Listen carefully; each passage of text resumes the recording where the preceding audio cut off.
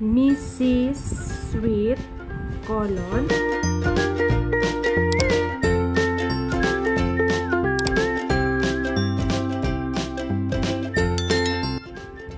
Mrs. Sweet, colon, your letter of April 10 to Mr. Kate Booth gives the facts relating, this is ing at the end of the word, to his clothing bill, but I am afraid that your letter is a little too tears, period. It will hurt his pride, paragraph. So means this is another paragraph when you are going to transcribe it in longhand.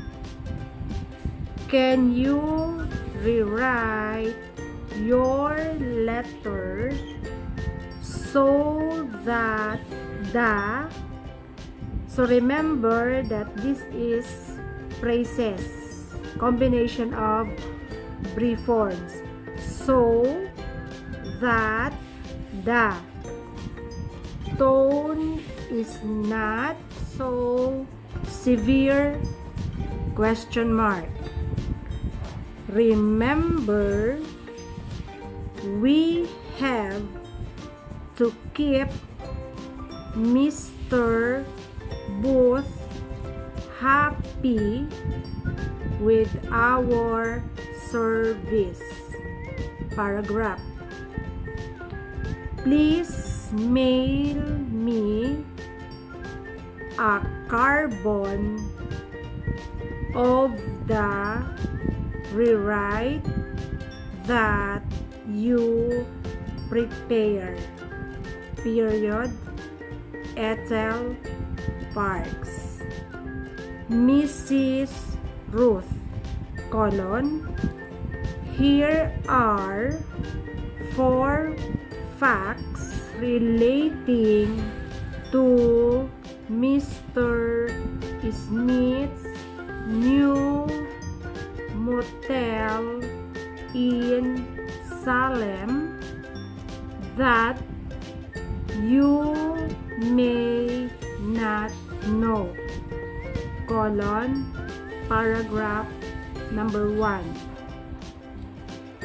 It can take care of 450 guests with ease, paragraph number 2. It has 3 meeting rooms, period. 2 of these rooms are really movie theaters, paragraph. So that is over it. So theaters. Number 3, it has an inside swimming pool, paragraph.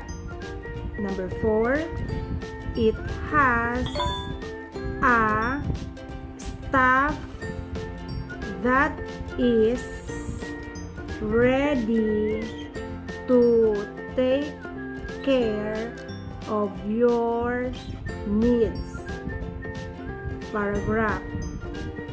The rooms at Smith's motel are first class, but Mr. Smith has kept his rates low, period. His rates are given in the pamphlet that is clipped to my letter paragraph. If you are planning a sales meeting, have it at Smith's Motel in Salem. Period. Fred White.